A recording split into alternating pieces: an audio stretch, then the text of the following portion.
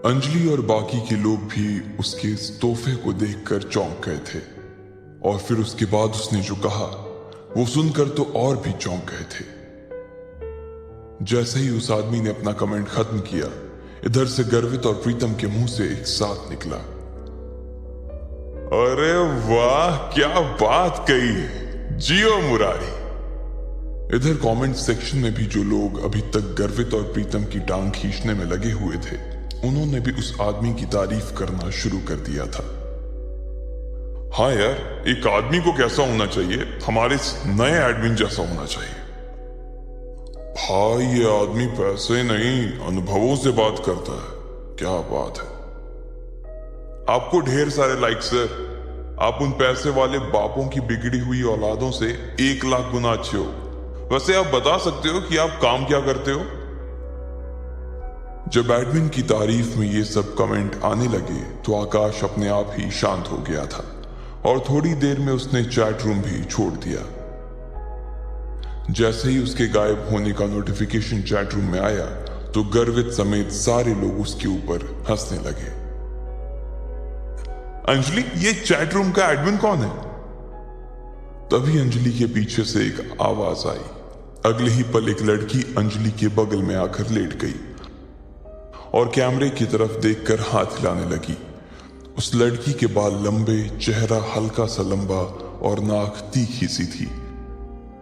उसने भी थोड़ा मेकअप किया हुआ था, जो बिना कुछ सोचे ही अंजलि के लाइव में घुस आई थी।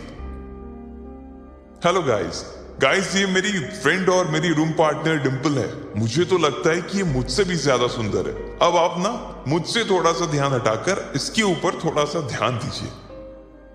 वैसे मैंने इसकी लाइव का लिंक कमेंट सेक्शन में डाल दिया है, आप जा सकते हैं वहां। अंजलि ने डिंपल का इंट्रोडक्शन करवाते हुए कहा। डिंपल भी अंजलि का लाइव देख रही थी। जब उसने देखा कि उसके कमेंट सेक्शन में 5 चांद पड़े हुए थे तो उसका दिमाग ही खराब हो गया। वो अपने मन में इन चारों के पैसे जोड़ रही थी और अचानक उसके मुंह से निकला 50,000। उन चांदों को देखकर डिंपल का भी मन कर रहा था कि वो उस अमीर आदमी से मिले और बात करे जिसने अंजलि को इतना बड़ा तोहफा दिया था। लेकिन उससे पहले वो इस आदमी के बारे में जानना चाहती थी। उसने अंजलि के सामने देखा और पूछा, अंजलि तुमने मेरे सवालों का जवाब नहीं दिया यार। मैं पूछ रही हूं ये आदमी कौन है? ना सिर्फ डिंपल बल्कि सभी लोग ये बात जानने के लिए बेताब थे कि आखिर वो आदमी था कौन जिसने एक ही झटके में अंजलि के ऊपर 50,000 रुपए कुर्बान कर दिए थे। अंजलि ने डिंपल की ओर देखा और कहा, यार पता तो मुझे भी नहीं है ये कौन है, नाम तो मुझे भी नहीं मालूम है और देखने से भी ऐसा ही लग रहा है कि ये सर मेरे लाइफ पर आज पहली दफा आए हैं। सर आप अभी भी यहीं पे हैं ना या गए? अंजलि ने लाइव में पूछा और इतने में उधर से उस आदमी का हाँ का मैसेज कमेंट सेक्शन में आ गया। उसका कमेंट पढ़ते ही डिंपल भी मारे खुशी के पागल हो गई थी। उसने फौरन ही उसे इम्प्रेस करने के लिए कहा, सर आप सच में ही बहुत ही कूल हो, मैं तो आपकी फैन हो गई। आपने मेरी दोस्त अंजलि को 5 चांद दे दिए, ये तो सच में बहुत कूल है। वैसे मैं आपको बताना चाह रही थी कि मैं भी अपना खुद का लाइव शुरू करने की सोच रही थी, तो क्या आप मेरे भी लाइव से जुड़ेंगे? आई प्रॉमिस मैं आपको अंजलि से भी अच्छी रिटर्न गिफ्ट दूंगी, डिंपल ने कहा और चमकती हुई आंखों से कैमरे की ओर देखने लगी। इधर जब गर्वित ने देखा कि लकी भी उस लाइव से जुड़ा हुआ था और पलंग पर लेटकर अपने फोन को देख रहा था तो उसने लकी से कहा, ओए लकी सुन, उसे देखना बंद कर। तू जानता है ना वो 1 नंबर की लालची लड़की है, पैसे देखते ही उसकी जुबान लबलबाने लगती है। कितनी बेशरम है यार ये, गर्वित ने कहा। लकी ने उसकी बात को सुनकर भी अनसुना कर दिया और आगे फोन की स्क्रीन की ओर देखता रहा। डिंपल, अंजलि ने कहा और उसे गुस्से में देखने लगी। वो जबरदस्ती अंजलि का आइडिया चुरा कर उसका काम खराब करना चाह रही थी। जैसे ही डिंपल ने अंजलि को देखा तो उसने कहा, मुझे तो तुमने कभी बताया ही नहीं कि तुम अपना लाइफ शुरू करने वाली हो। अगर तुमने शुरू कर भी दिया हो तो तुम्हें क्या लगता है कि तुम मेरे इस चांद को मुझसे छीन लोगी?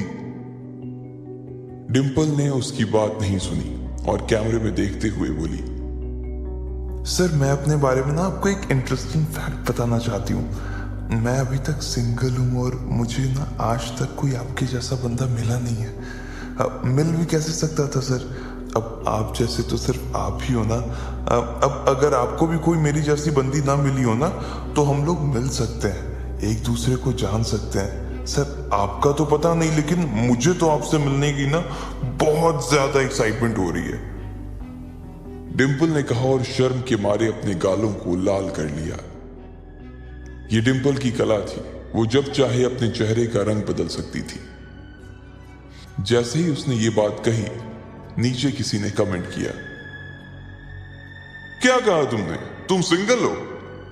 उसे पढ़ते ही डिम्पल एक बार के लिए बैकफुट पर आ गई। लेकिन सिर्फ उस चांद वाले आदमी का टेंशन लेने के लिए उसने अपने आप को कैमरे पर सिंगल बता दिया था।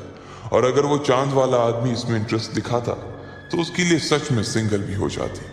वो सिर्फ एक ही चीज देखती थी, पैसा। ये लड़की यार पैसों के अलावा किसी की भी सगी नहीं हो सकती यार। कैसी लड़की है यार ये? प्रीतम ने कहा।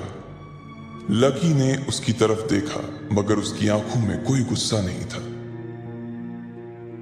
हाँ, अभी तक मैं सिंगल ही हूं और आज तक मैंने अपना किसी को बॉयफ्रेंड भी नहीं बनाया है, डिम्पल ने जानबूझकर शर्माते हुए कहा। अरे दीदी क्या बात कर रही हो? एक लड़के ने नीचे लिखा और चौंकने वाला इमोजी चिपका दिया। अंजलि के चेहरे के भाव भी उस इमोजी जैसे ही हो गए थे। उसने डिम्पल की ओर देखा और पूछा, कैसी बात कर रही हो डिम्पल? सबके सामने लाइव आकर झूठ। पूरी क्लास जानती है कि अभी अभी तुम्हारा लकी के साथ ब्रेकअप हुआ है और पूरी क्लास ये भी जानती है कि तुम आजकल राहुल के साथ घूमती हो। डिम्पल अंजलि की बात सुनकर हैरान रह गई थी। अरे तुम भी क्या बोल देती हो अंजलि? मैं और राहुल तो बस अच्छे दोस्त हैं यार, और इसके अलावा और कुछ भी नहीं। हम सिर्फ साथ में हैंग आउट करते हैं। और जहां तक बात रही लकी की, तो वो तो बेचारा इतना गरीब है। मैं तो सिर्फ उसकी पढ़ाई में हेल्प करती थी। कभी उसे कोई टॉपिक समझा देती तो कभी उसके नोट्स लिखवा देती थी। हाँ, जब उसे भूख लगती तो हम लोग साथ में गोलगप्पे खाने चले जाते थे, ये मैं मानती हूँ। वैसे वो पैसे देने के लिए खूब इंसिस्ट करता था, लेकिन मैं उसे पैसे नहीं देने देती थी। अब तुम लोग सोच रहे हो कि मेरे और उसके बीच कुछ चल रहा था, ये सब बकवास है यार। डिम्पल से जितना हो सका उसने उतनी सफाई से झूठ बोलते हुए कहा। अंजलि को उसकी बातें सुनकर गुस्सा तो आ रहा था। सर अगर आप वैसे डिम्पल के बारे में और भी कुछ जानना चाहते हो तो मुझे भी। इससे पहले कि अंजलि आगे कुछ कह पाती, उसने देखा कि एडमिन चैट रूम छोड़कर चला गया था। उसे जाते हुए देखते ही डिम्पल और अंजलि का मुंह उतर गया। इधर लकी ने अपना फोन बंद कर दिया और आंखें बंद करके अमित के पलंग पे लेट गया। उसकी शक्ल प्रीतम और गर्वित को नहीं देख रही थी। वो दोनों भी अभी इस लाइफ से जुड़े हुए थे, लेकिन उन दोनों को भी लकी के लिए काफी बुरा लग रहा था। इधर लकी दीवार में अपनी नजरें गड़ाए उसे एकटक देखा जा रहा था। उसके दिमाग में अभी भी डिम्पल की कही बातें गूंज रही थी। उसे विश्वास नहीं हो रहा था कि डिम्पल यह सब चीजें कह रही थी तो उसकी आंखों में जरा भी दर्द नजर नहीं आ रहा था। वो तो ये सब ऐसे कह गई जैसे उसकी और लकी के बीच जो कुछ था वो सिर्फ लकी का एक सपना था और डिम्पल का उससे कोई लेना देना नहीं था।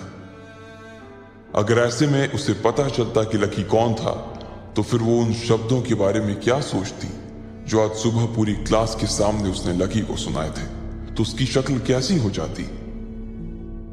लकी एक बार तो उसका चेहरा ऐसे देखना चाहता था। ये सब सोचते हुए लकी को कब अमित के बिस्तर पर नींद आ गई उसे पता ही नहीं चला। अगले दिन जब उसके बाकी दोस्त क्लास के बाद अपने कमरे पर आ रहे थे तो वो सब लकी को भी अपने साथ ही ले आए थे। वो लोग अपना लंच खत्म कर चुके थे और उसमें उन्होंने थोड़ा बहुत लकी के साथ भी शेयर किया था। इधर लकी अपना बैंक बैलेंस देख रहा था। कल जो 50,000 उसने खर्च किए थे उसे लग रहा था कि उसने समंदर में से सिर्फ एक बूंद पानी निकाल ली थी।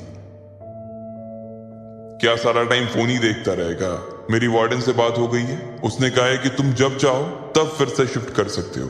इसलिए हम आज ही तुम्हारा कमरा खाली करके सारा सामान यहां से ले जाएंगे। अमित को भी कोई दिक्कत नहीं है, उसने भी हाँ कर दी है। प्रीतम ने कहा। लकी का भी उस कमरे में अकेले मन नहीं लग रहा था, इसलिए उसने भी हाँ कर दी थी। यार तुम लोग ना सच में जानो मेरी, लकी ने कहा और प्रीतम और गर्वित के गले लग गया। अबे जा, सिर्फ गले लगने से काम नहीं चलेगा, शाम को ना असली पार्टी देनी पड़ेगी, गर्वित ने कहा और झूमते हुए बॉटल की ओर इशारा कर दिया। सब लोगों को हंसी आ गई। वो लोग मजे मस्ती कर रहे थे कि इतने में अमित आ गया। जैसे ही वो कमरे में घुसा तो सबने उसकी उतरी हुई शक्ल देखी। वो बहुत उदास नजर आ रहा था। क्या हुआ भाई? लकी ने पूछा। अमित ने उसकी बात का कोई जवाब नहीं दिया और कुर्सी पर आकर बैठ गया। सब लोग जो कि अपने अपने बिस्तर पर लेट चुके थे, वो अमित की ऐसी उतरी हुई शक्ल को देखकर फिर से बैठ गए। बताना भाई क्या हुआ? स्पोर्ट्स अथॉरिटी ने फिर से तेरे साथ कोई गेम कर दिया क्या? गर्वित ने पूछा और लकी की ओर देखने लगा। अमित कुछ नहीं बोल रहा था और बस अपना चेहरा लटका कर बैठा हुआ था। उसे कुछ समझ नहीं आ रहा था कि आखिर उसके दोस्त उसकी बातों को कैसे लेने वाले थे, लेकिन उसके पास और कोई नहीं था जिससे वो ये सब बता सके। इसलिए उसने कहा, नहीं, कोयल को कुछ हो गया है। और कहते ही उसने अपनी गर्दन नीचे झुका ली। बाकी तीनों लोग घबराई हुई नजरों से उसे देख रहे थे। पर हुआ क्या भाई? कोयल ठीक है?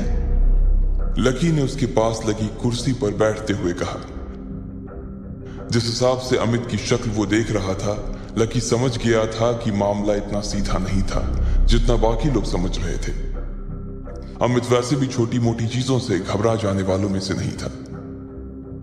तुम्हें मालूम है, कल जब कोयल बिना लंच किए ही उठकर चली गई थी तो वो उस लड़के से टकरा गई थी, याद है?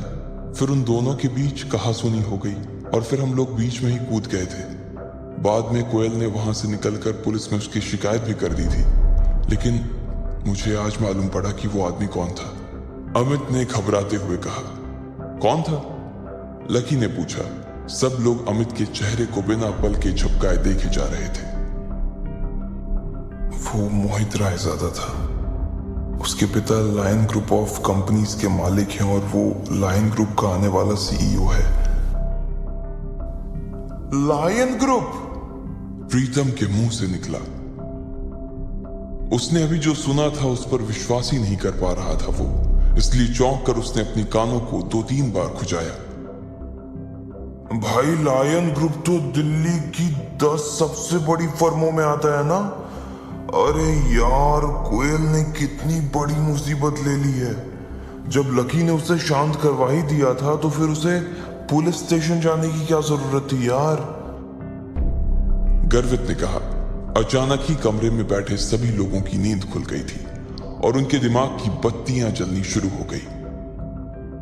लकी देख पा रहा था कि गर्वित अभी भी बड़बड़ाए जा रहा था, इसलिए उसने उसे शांत करवाने के लिए कहा, हाँ लेकिन कोयल भी तो किसी बड़े परिवार की बेटी है ना भाई। उसके पिता का अकाउंट अगर न्यू सिटी बैंक में है तो वो भी तो पावरफुल होगी ना, लकी ने कहा। भाई, उसके पापा की कोयल ग्रुप ऑफ कंपनीज नाम से फर्म तो है, वो भी बहुत बड़ी है, लेकिन लायन ग्रुप के आगे वो कुछ भी नहीं है यार। और मैंने तो ये भी सुना है कि लायन ग्रुप और कोयल ग्रुप के बीच कुछ प्रोजेक्ट्स पर पार्टनरशिप चल रही थी।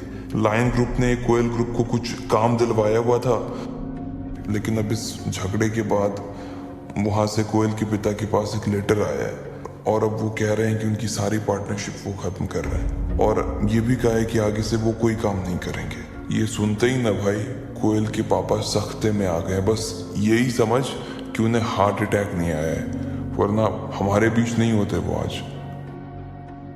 अमित ने कहा। लकी उसकी बात को सुनकर सोच में पड़ गया। आखिर इस सब में वो क्या कर सकता था? फिलहाल तो उसे कुछ समझ नहीं आ रहा था, लेकिन अभी उसके लिए कुछ ना कुछ करना जरूरी था। मारे गए भाई, मारे गए। गर्वित अभी भी अपने आप बड़बड़ा रहा था। उसके बोलने के बीच ही अमित का फोन बजने लगा। सब लोग उसके फोन की घंटी की आवाज सुनते ही शांत हो गए थे। आखिर किसका था वो फोन? कोयल की वजह से इन तीनों के ऊपर क्या संकट आने वाला था? और क्या लकी कोयल और अपने दोस्तों को इस मुसीबत से बाहर निकाल पाएगा? इन सारे सवालों के जवाब अगर आप जानते हैं तो कमेंट बॉक्स में हमें भी बताएं। और आगे की कहानी जानने के लिए सुनते रहें लखपति, सिर्फ पॉकेट FM पर।